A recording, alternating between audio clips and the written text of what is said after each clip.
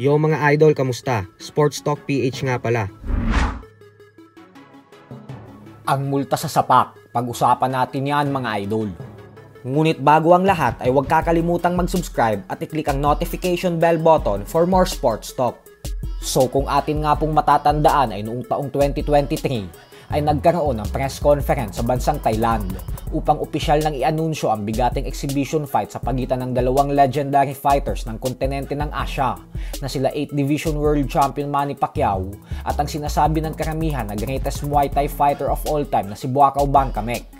Sinabi ng dalawa noon na napaka-exciting daw ng kanilang magiging bakbakan gawa ng makikita daw ng buong mundo na magtutuo sa ibabaw ng lona ang mga pinagmamalaki ng Asia pagdating sa fighting game. Subalit sa kasamaang palad nga po ay sa hindi malaman lamang dahilan ay bigla na lang hindi umusad ang kanilang inaabangang exhibition fight. Noong taong 2024 ay naglabas ng official statement ang mga organizers ng event na nagkaroon lang daw ng konting problema sa venue, dahilan kung bakit naudlot ang laban.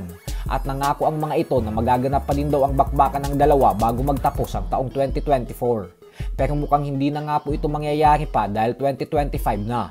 Bukod dyan ay abala na din ang ating pambansang kamao sa pangangampanya para sa kanyang pagtakbo bilang senador sa nalalapit na eleksyon ngayong darating na buwan ng Mayo.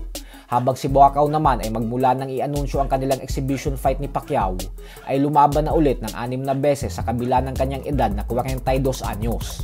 Kaya nananatili pa din talaga itong kondisyon. Ganun pa man nga po ay trending naman ngayon sa bansang Thailand ang video na ipinost mismo ni Buakaw sa kanyang social media account kahapon lamang, kung saan makikita natin na tinuturoan itong sumipa si Pacquiao. Isang patunay lamang na magkaibigan din talaga ang dalawang legendary fighters na ito. Kick.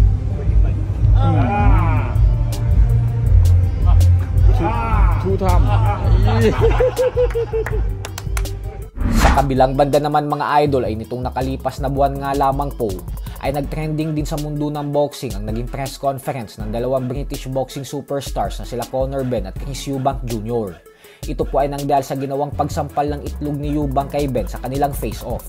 Subalit dahil nga po sa ginawang ito ni Eubank ay pinagmulta siya ng 100,000 euros o mahigit kumulang 6.2 million pesos. Pero ayon nga po kay Eubank ay wala daw siyang pinagsisisihan sa ginawa niya dahil ang sarap umanong sampalin ni Ben nang dahil sa umaapaw ang kayabangan nito. Habang si Conor Ben naman ay sinabing enjoy na daw ni Eubank ang ginawa nitong pagsampal sa kanya kasi sa oras umano na magtuos sila sa susunod na buwan ay hindi daw talaga ito makakatama sa kanya. Bukod dyan ay nangako din si Ben na papatulugin niya si Eubank sa loob lamang ng 4 na rounds dahil din umano sa ginawa ni Eubank na pagsampal sa kanya. Kaya naman gigil na daw talaga siya dito. So hanggang dito na lang po muna tayo mga idol.